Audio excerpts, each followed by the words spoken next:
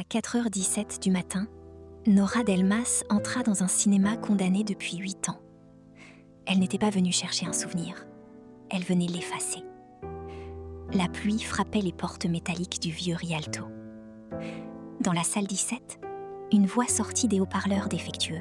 « Si tu entends ça, Nora, c'est que je suis enfin revenue.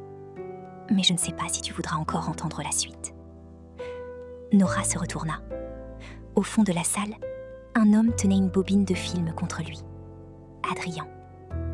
7 ans qu'elle ne l'avait pas revu. Pourtant, elle reconnut immédiatement la façon qu'il avait de se tenir lorsqu'il avait peur.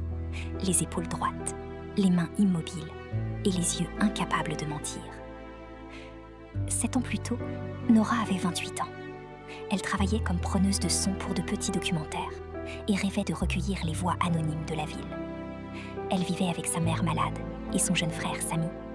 Chaque mois, elle devait choisir entre payer une facture et investir dans son avenir. Adrien avait 30 ans. Il était architecte, issu d'une famille aisée, mais il refusait de construire des immeubles sans âme. Son rêve était de restaurer les lieux oubliés, les bibliothèques, les théâtres et les cinémas de quartier. Le Rialto devait être démoli. Nora y enregistrait les derniers sons du bâtiment. Adrien y étudiait les plans avant les travaux. « Vous enregistrez quoi ?» demanda-t-il. « Ce qui reste quand tout le monde est parti. »« Le silence ?»« Non, le silence, c'est ce qu'on entend. Moi, j'essaie de capter ce qu'ils gardent. » Ils ne se sont pas séduits au premier regard. Ils se sont reconnus dans une manière de regarder le monde. Elle recueillait les traces, lui cherchait à les préserver.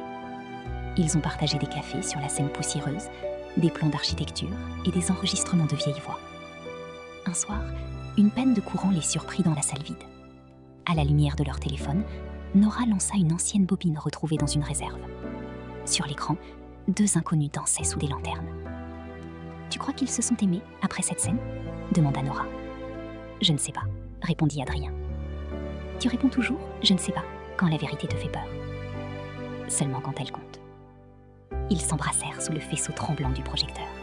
Leur amour ne ressemblait pas à un feu d'artifice. Il ressemblait à une lumière laissée allumée dans une pièce voisine. Discrète, constante, impossible à oublier. Mais leurs vies ne devinrent pas simples pour autant.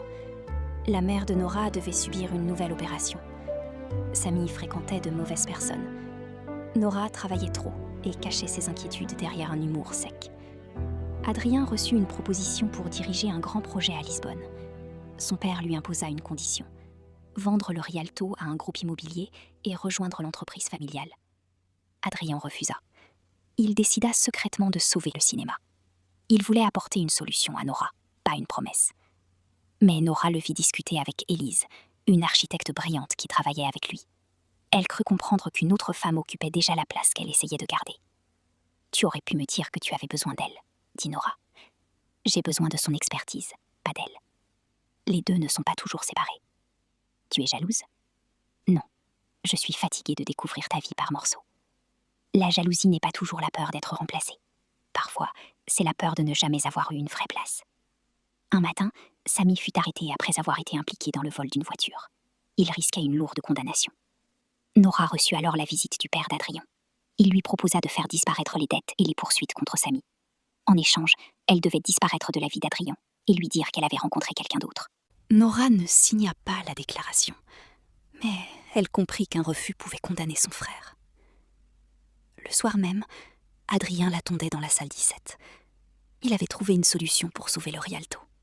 « J'ai réussi. Il faudra se battre, mais on peut le sauver.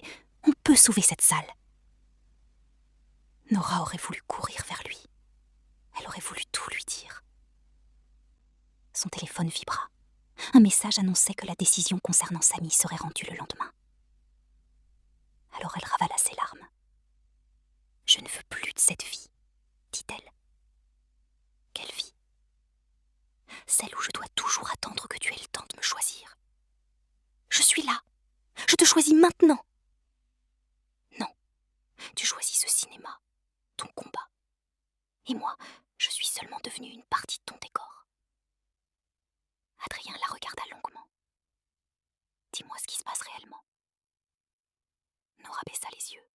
« J'ai rencontré quelqu'un d'autre. Adrien resta immobile. Regarde-moi et répète-le.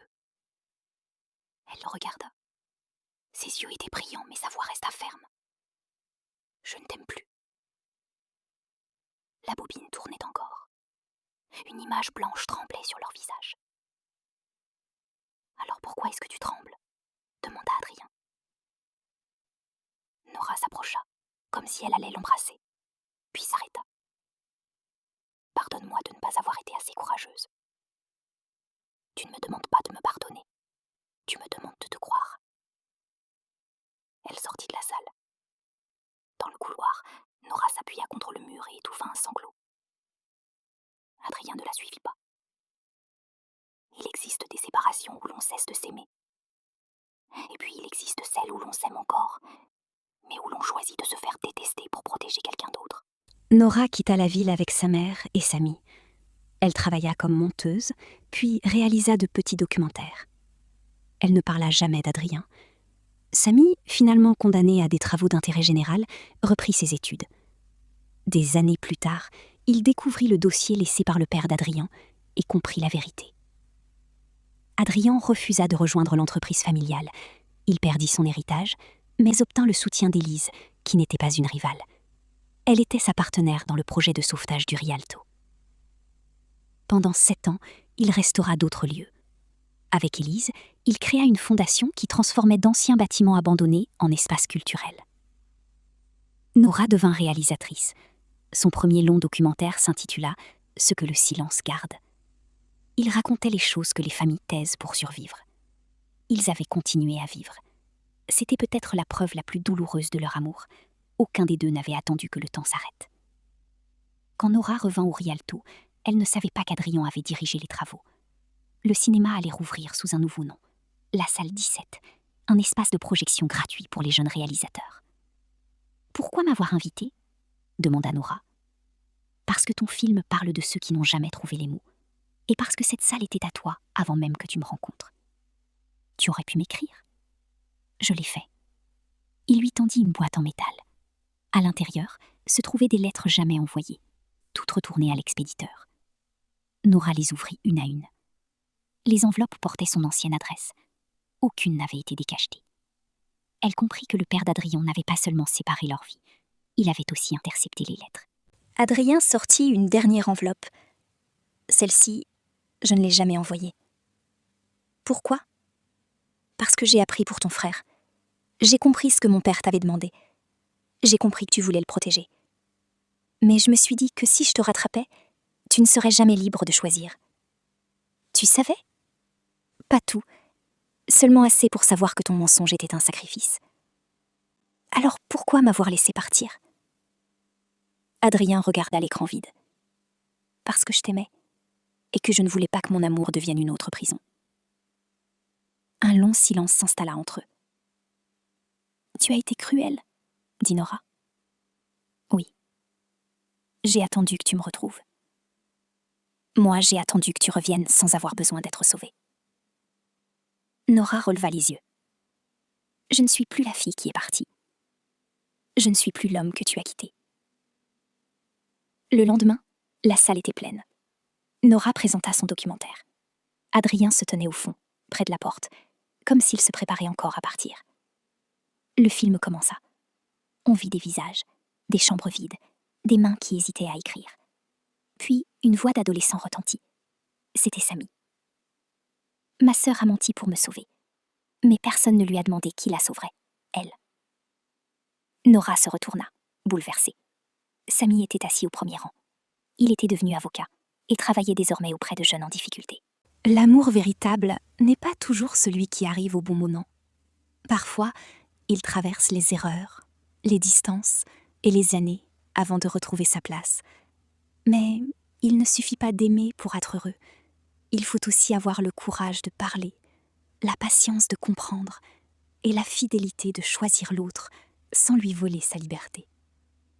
Si cette histoire vous a touché, abonnez-vous à Light Global, activez les notifications et partagez cette vidéo avec une personne qui croit encore au véritable amour.